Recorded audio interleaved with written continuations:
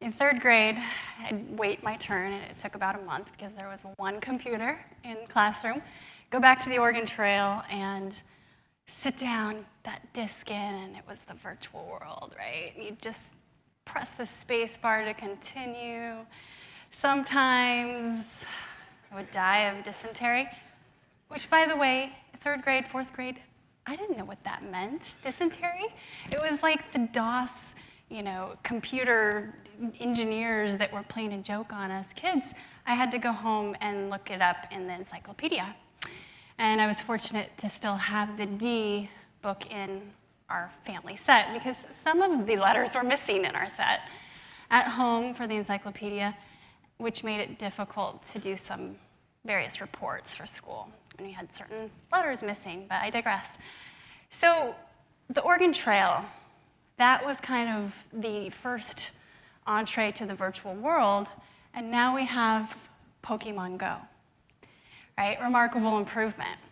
So this blurred line between the virtual world and the physical world has just become bigger and bigger, right? And do you ever wonder what the tech is going on?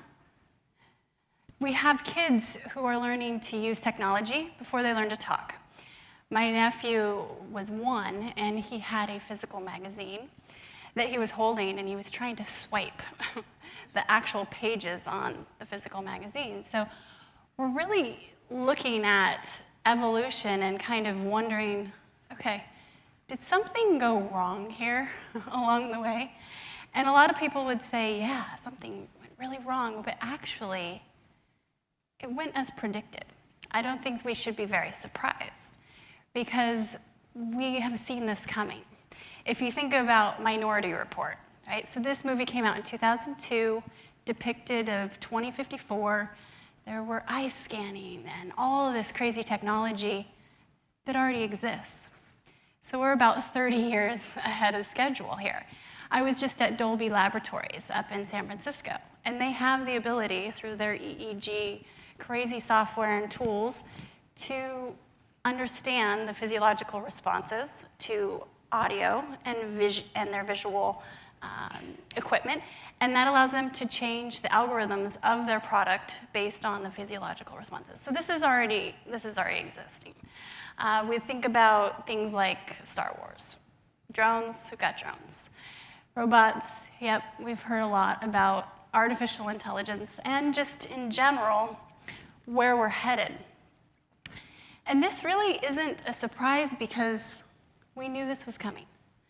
In 1965, a guy by the name of Gordon Moore, he was one of the co-founders at Intel, he realized that the number of transistors per square inch on an integrated circuit was doubling year over year. So we have on the left here the printed press, and if you go up to the top right, we have the self-driving cars. We knew this was coming, right? So this isn't a big surprise. And where it starts to get really gray and confusing and scary and messy is what is the impact on humans, right? What's the impact on our behavior, on how we communicate? There's a lot of focus on the impact around artificial intelligence. But what about emotional intelligence? And what about how we communicate and our behavior? There isn't as much focus on that.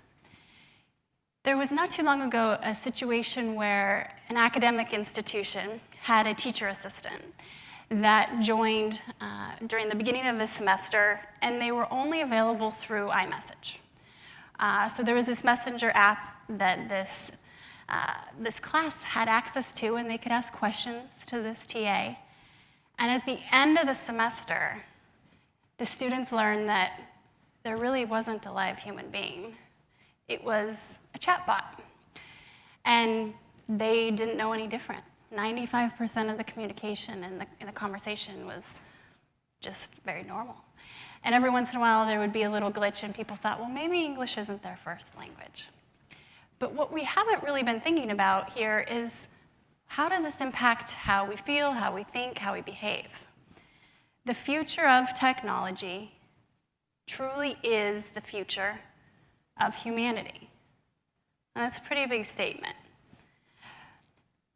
We're at this crossroads, right? So where the virtual world and the physical world are colliding, it's getting blurrier. And I found myself at one point kind of really living in that intersection of where the virtual world and the physical world collide. And so taking a quick step back, who am I? I grew up moving around quite often. I lived in a trailer with my family and my brother in his cool socks. And we would move from state to state. We'd move, and I'd go to a lot of schools, and I became a bit addicted to change. Ended up attending ASU on a full-ride academic scholarship to the #1 party school in America. Go ASU. And ended up working in marketing and sports, and I ended up working for the Phoenix Suns, 2005-06 season. And this was when there was a lot of curiosity around digital media, of course, but also how to integrate marketing partners into our digital assets. And as the director of digital media and research, it was my job to figure out how to sell these assets, how to sell our email blast stuff, our CRM, how to monetize these assets. And so I heard about this conference. It was called iMedia Brand Summit. It's 2008. And I attended, and I heard this man. He was one of the initial investors in Twitter. His name is Mark Gwami at Sequoia, and he talked about Twitter. And I had been on Twitter and kind of been experimenting, but I didn't really quite understand yet how it would fully integrate into what I did as a job. So I started experimenting a little bit more. And I ended up going back to the front office, worked at the team, and started asking people, I think we could actually build up our presence, our influence, our following, and then sell this. I think that we could actually monetize this and have our big marketing partners kind of want to get closer to the athletes and the talent on the court. This is a way to do that, to get closer to the fans and to the athletes. And they said, hold up, we don't have any rules for this, so let's just see how this nets out. And I get a phone call one day from basketball operations. So I'm sitting there at my desk, and sure enough, they said, hey, this is, we have Shaquille O'Neal down here, and he wants to learn how to tweet. Could you come down to the locker room and teach him how to tweet? And I said, sure. They said, we're pretty sure you're the only one in the building that even knows what that is, so can you just come down here and teach him? I'm like, okay, cool. Well, little did I know that would be a pretty big pivotal point in my life. I went down and met Shaquille. He handed me his Shackberry, his BlackBerry, and I proceeded to teach him how to use it to communicate with his fans. And we started to experiment more and more, and I had these ideas of what if we would bridge the virtual world with the physical world. And we had these challenges, too, where fans didn't quite know if this was really Shaquille who was tweeting, because he had quite a few imposters, people pretending to be him. In fact, during one of the games, live TV, there was a fan who was pretending to be Shaquille. They had gotten his name and had been tweeting during the game and saying, I'm really tweeting from the bench. You can't see my phone because it's underneath the towel, but I'm sitting here and I'm tweeting at halftime. And the league office is calling saying, what is going on in Phoenix? You guys need to stop with this Twitter stuff. So we proceeded to find ways to prove that this was him. And one day I took this idea to him and said, okay, Shaquille, what if we do random acts of Shaqness? Totally made this up. And you stand on a street corner, tweet your exact whereabouts, then tell people, the first person to find you, and they'll get tickets to the game the next night. So the first person to tag you gets tickets. And let's just try it. Let's prove that this is you, because I'll take photos, and we can repurpose those immediately. We can repurpose video on YouTube, Facebook, you name it. And so we proceeded to do this, and hundreds of fans would show up. Then eventually thousands of fans would show up. And I decided to start my own company. I decided to kind of take this concept of humanizing brands and really showing who the humans are behind the logos and bringing that more to life. And started a company, fast forward about 7 years after having the company, and worked with brands like Hilton Worldwide, Dwayne "The Rock" Johnson, started creating these case studies, and they're all in the book. But something started to happen personally that I think is really relevant to this whole virtual world, physical world colliding. My presence on social communication started growing as well. So at this point, I had about 1 million people following me on Twitter. And I found myself living more in the virtual world than in the physical world, and trying to keep up with that pace. I was on 210 flights in 1 year, averaging about 4 hours of sleep a night, and just completely over capacity, trying to keep up, trying to chase the unicorn. And as this was happening, I also started to notice there was a little bit of a disenchantment about why. Why am I doing this? Something happened in September 2011, September 11th, and that was the Japan earthquake. And I was on the elliptical machine with my iPad, because I was kind of bored scrolling, and I saw this breaking news on the television above me, and it showed these images of the devastation. It showed semi-trucks being washed away, and all of this crazy tragedy unfolding before my eyes. And I started to think, okay, what can I do? Here, this is happening real time. Every second matters. Every moment matters. I could see that people were tweeting, and it was trending, of course, worldwide, tweeting that they were trapped, and people were sharing messages, asking, for help. And so I started to think about not being a journalist, how could I help? Because this was a time when the media itself, CNN, NBC, all of the coverage was just the same footage repeating over and over on television. It wasn't really a time yet where social communication was being used for disaster recovery and relief. So I would find these things, these communications from people who were literally trapped, and reshare them and tag first responders. And then find maps of the outer regions where the tsunami was supposed to hit next, and share this. This was happening overnight.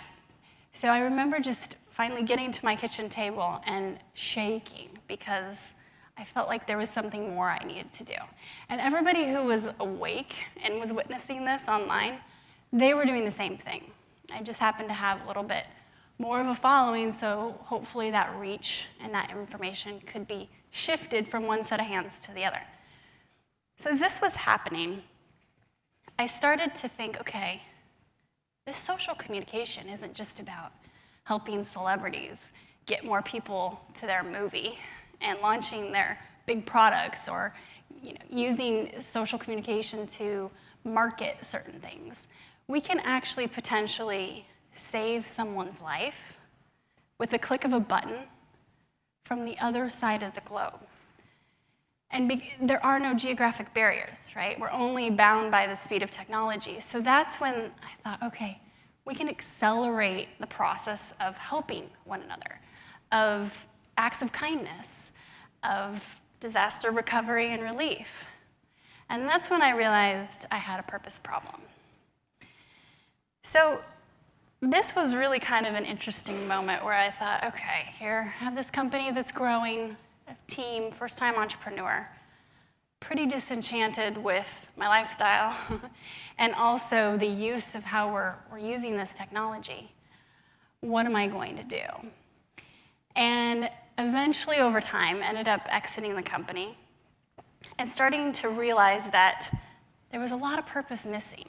The passion was there for the company that I was growing and that I was excited about. The skill was there, but there was this deficit of purpose. And where purpose, passion, and skill collide, bliss resides. And that purpose is what gets us through those ups and downs when our passions change. So my passion was changing. So I did what typically you would do, sold everything, and moved on to a boat for a year. And I thought, I'm going to figure out what I want to do with the rest of my life, because I clearly have a purpose problem, and I had a lot of self-work to do, too. When I was living more in the virtual world than the physical world, I didn't really like the person that I became. I probably wouldn't have even hung out with her. The inside didn't match the outside. It was a storyline unfolding of what was happening, but really there was no presence. So here I am, trying down the boat, thinking, okay, what do I do next? This world that I am kind of known for, and this land of social communication, I want nothing to do with it. I need to figure out what I'm going to do. And I remember waking up one morning and seeing my own Facebook feed after one of the primary debates. And I remember seeing the hatred and the amount of intensity and the anger about the presidential candidates. And I thought, that's it. I think I'm done. I think I'm quitting social media. And I can't believe how much trash and how much anger and hatred is being thrown around.